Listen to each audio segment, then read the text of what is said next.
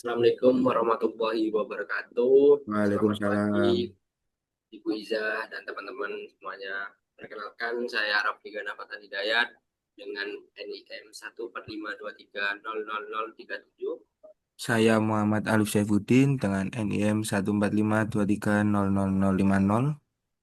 Saya Zaki Al-Mubarak dengan NIM 14523000014.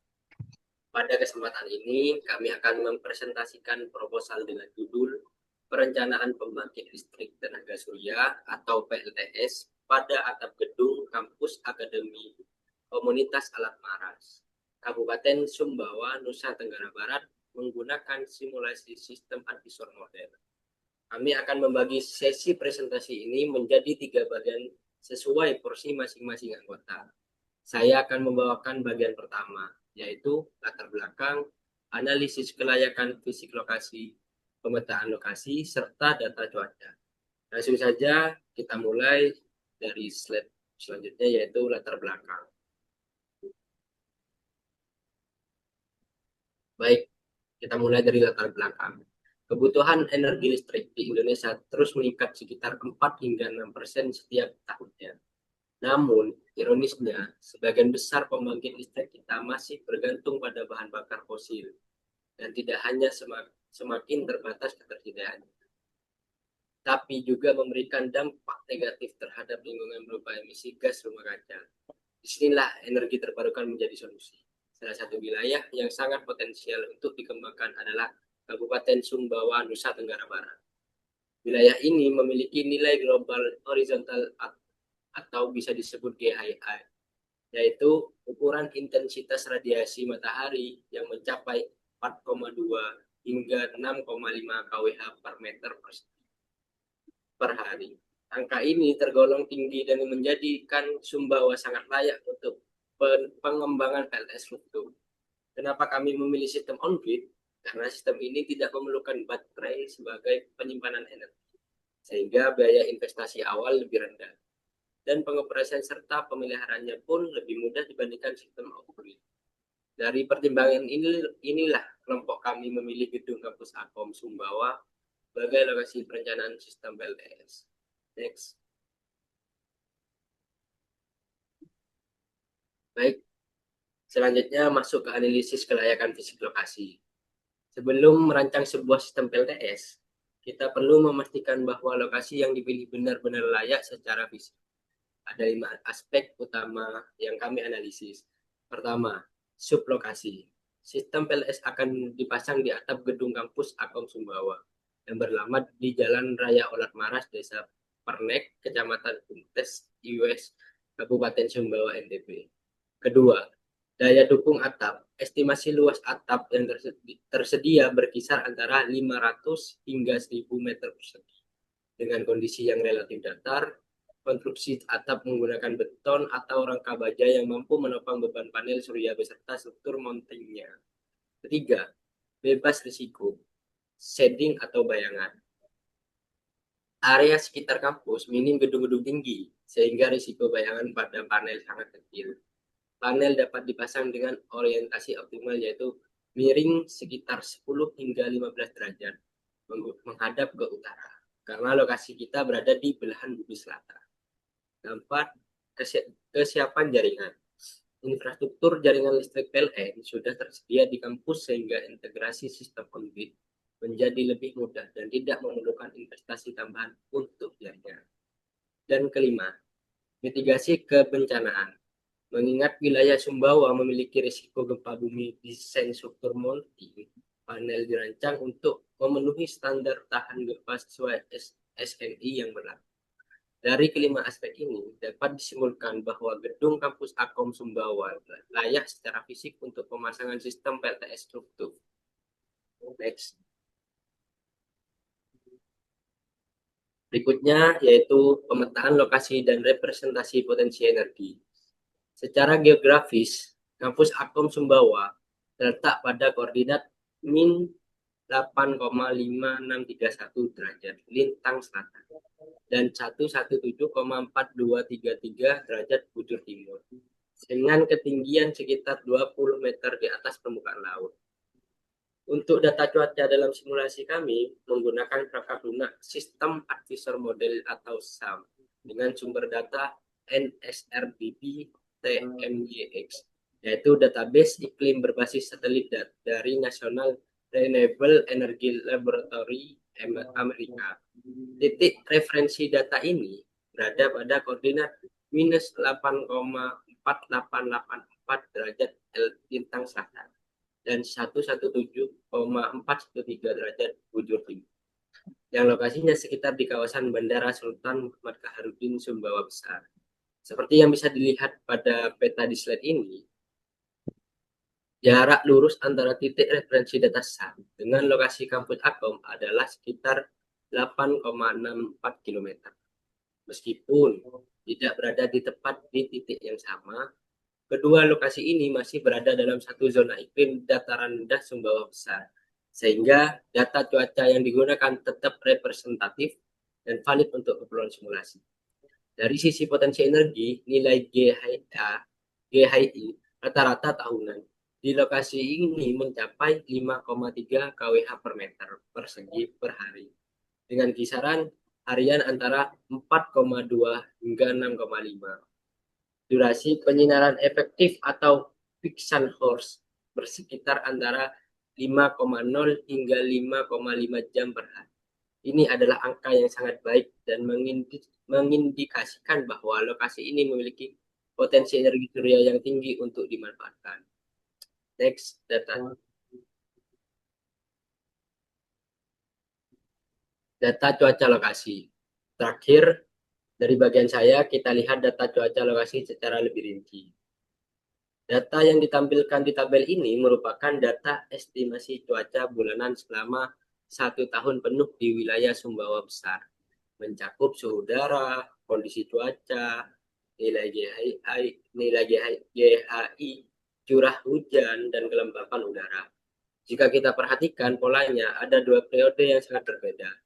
Pada bulan Januari hingga Maret, wilayah ini memasuki musim hujan dengan GHI yang lebih rendah di kisaran 4,2 hingga 5,2 kWh per meter persegi per hari, dan curah hujan yang cukup tinggi hingga 320 mm per bulan. Sebaliknya, mulai bulan April, kondisi berangsur cerah dan memasuki bulan Juni hingga September. Cuaca didominasi cerah penuh. Nilai GHI pada periode ini mencapai puncaknya di angka 6,0 hingga 6,5 dengan curah hujan yang hampir 0 dan kelembapan yang lebih rendah. Inilah periode di mana produksi energi PLTS akan berada di titik tertinggi. Suhu rata-rata sepanjang tahun terjaga stabil di kisaran 27 hingga 32 derajat Celcius. Suhu ini sebenarnya relatif panas, namun masih dalam batas toleransi modul surya, dan adanya angin di musim kemarau membantu alami panel sehingga efisiensi tetap terjaga. Secara keseluruhan, data cuaca ini memperkuat kesimpulan bahwa lokasi kampus Akom Sumbawa memiliki potensi surya yang sangat baik sepanjang tahun untuk mendukung operasional sistem PLTS rooftop. Demikian bagian yang dapat saya sampaikan. Untuk pembahasan selanjutnya mengenai alur perencanaan estimasi kapasitas dan analisis ekonomi, saya persilakan kepada rekan saya, yaitu Alif, untuk melanjutkan presentasi. Terima kasih. Baik, terima kasih atas kesempatannya. Pertama-tama, pada gambar ini saya menunjukkan bahwa diagram alir penelitian yang kami lakukan diawali dengan studi literatur dengan mempelajari teori mengenai PLTS rooftop, sistem on-grid, serta penggunaan aplikasi SAM atau System Advisor Model sebagai dasar penelitian. Selanjutnya, dilakukan observasi lapangan.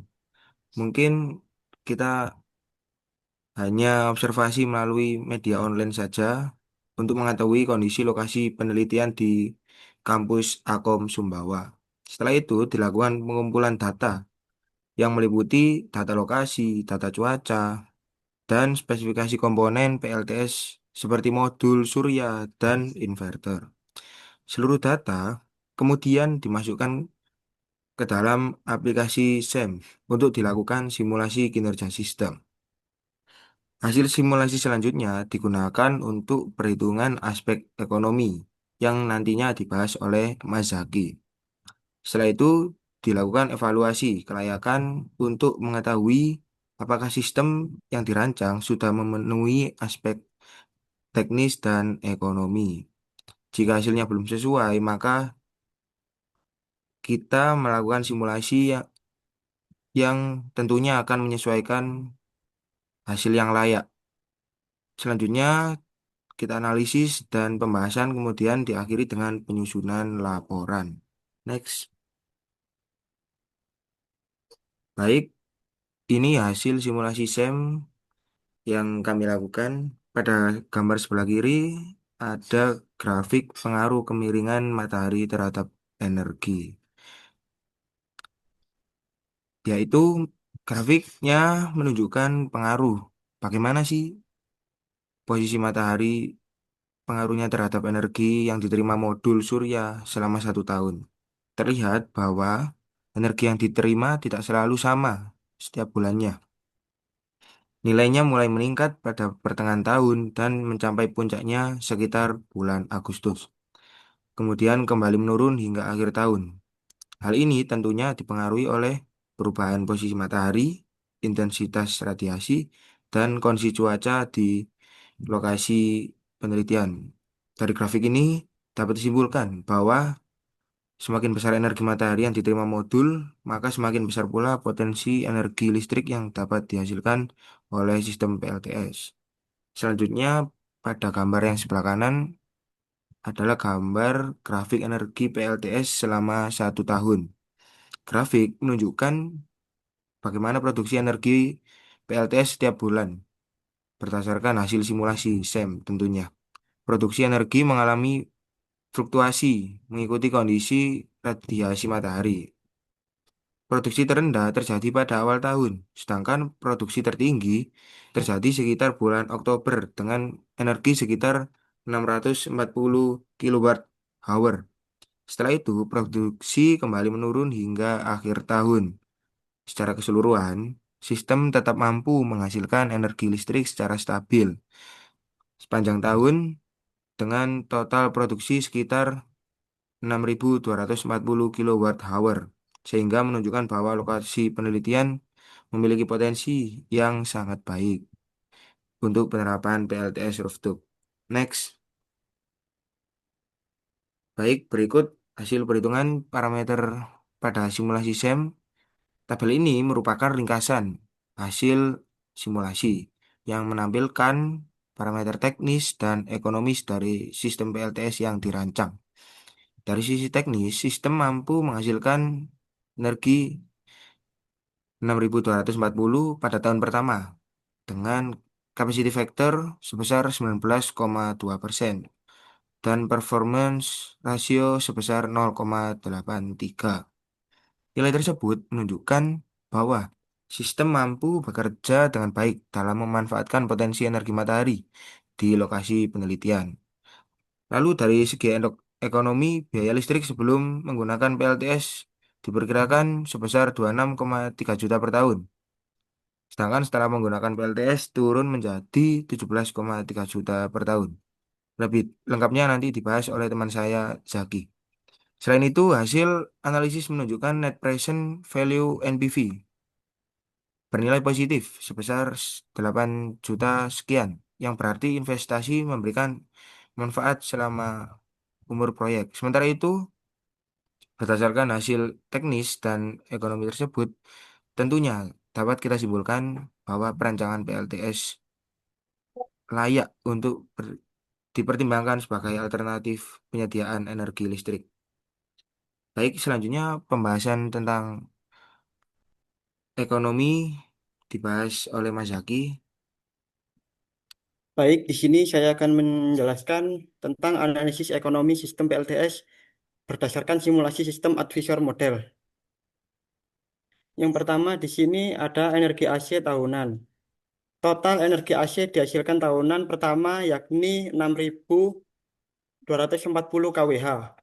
Untuk untuk selanjutnya adalah faktor kapasitas DC, yakni 19,2%. Ini dihasilkan dari energi listrik dalam 1 tahun 24 jam dibagi sama yang kita buat, yakni 6.240. Energi yang dihasilkan dari 1 tahun selama 24 jam itu 32 ribuan. Dibagi sama yang kita buat, yakni 6.240, terus dikali 100%, yang menghasilkan 19,2%. Terus selanjutnya ini energi yield, yakni sebesar 1.686 kWh, yakni rasio energi terhadap kapasitansi terpasang.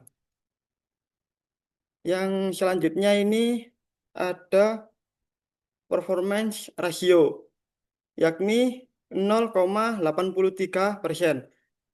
Ialah efisiensi dari kondisi ideal. Untuk selanjutnya, ini adalah LCO. LCO sendiri, LCOE. LCOE sendiri biaya rata-rata persatuan energi yang dihasilkan selama umur proyek. Jadi untuk hasil dari 1.376 ini dihitung berdasarkan seluruh biaya investasi dan operasional selama umur proyek PLTS. Jadi kita akan memakai umur 25 tahun. 25 tahun itu dibagi sama hasil yang energi kita dapat selama 25 tahun. Jadi hasilnya 1.376 ribu per kWh untuk biayanya, 1 kWh-nya. Lanjut, ini adalah tagihan listrik sebelum dan sesudah dipasang PLTS. Untuk sebelum dipasang PLTS, tagihan listrik tahunannya ialah 26.301.000. Terus setelah dipasang PLTS, tagihan selama 1 tahun menjadi 17.308.000. Jadi penghematan dari biaya tersebut ialah 9 juta. Penghematan akan terus meningkat seiring kenaikannya tarif listrik. Ini adalah NPV, yakni 8.976, yang dinyatakan positif, investasi layak, yakni karena kita memasang itu layak karena kita lebih murah dibandingkan sebelum adanya itu PLTS. Terus payback sederhana 10,8 tahun, yakni investasi kembali dalam 10 tahun. Bentar. Untuk dana investasi yang kita pakai yakni total 109.312.000. Untuk utang atau pinjaman kita tidak memakai utang karena meminimalisir resiko untuk kedepannya. Selanjutnya dilanjutkan oleh Mas Alif. Baik, pada slide ini dijelaskan apa dampak yang diperoleh apabila PLTS diterapkan di kampus Akom berdasarkan hasil simulasi sistem, yakni mampu menghasilkan energi listrik sekitar 6 ribuan kWh tadi, sehingga dapat menghemat biaya listrik sebesar 9 juta per tahun. Dengan adanya PLTS, kebutuhan listrik dari jaringan PLN juga dapat dikurangi tentunya, sehingga penggunaan energi menjadi lebih efisien. Selain manfaat ekonomi, Keberadaan PLTS juga dapat dimanfaatkan sebagai media pembelajaran bagi mahasiswa, khususnya untuk mempelajari teknologi energi terbarukan secara langsung. Lalu dari infrastruktur, kampus memiliki kondisi yang mendukung karena tersedia area atap yang memadai dan telah terhubung dengan jaringan PLN, sehingga penerapan PLTS sistem on-grid dapat dilakukan. Selain itu, penggunaan PLTS diperkirakan mampu mengurangi emisi karbon sekitar 4 hingga 5 ton CO2 per tahun. Next. Kesimpulan dan rekomendasi. Kesimpulan yakni performa rasio 0,83 dan energi yield 1686 kWh. Kinerja teknik baik. Untuk NPV positif 8.976 yakni investasi layak secara finansial. Dengan penghematan 9 juta tagihan listrik di tahun pertama.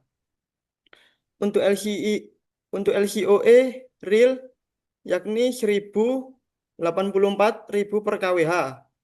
Kompetitif dibanding listrik konvensional. Untuk yang rekomendasi, ini penerapan PLTS rooftop Kampus Akom Sumbawa disarankan menerapkan sistem PLTS rooftop sebagai sumber energi alternatif yang layak dan berkelanjutan. Untuk pemeliharaan berkala, lalu melakukan pemeliharaan sistem secara rutin agar kinerja tetap optimal dan manfaat jangka panjang dapat terwujud. Lanjut, ditutup Baik, terima oleh Mas kasih Ali. atas kesempatan yang sudah diberikan. Terima kasih pada teman-teman yang sudah menyampaikan materi dengan sangat baik. Mohon maaf bila ada salah kata dari kelompok kami. Kami mohon maaf sebesar-besarnya. Saya tutup presentasi pada pagi hari ini.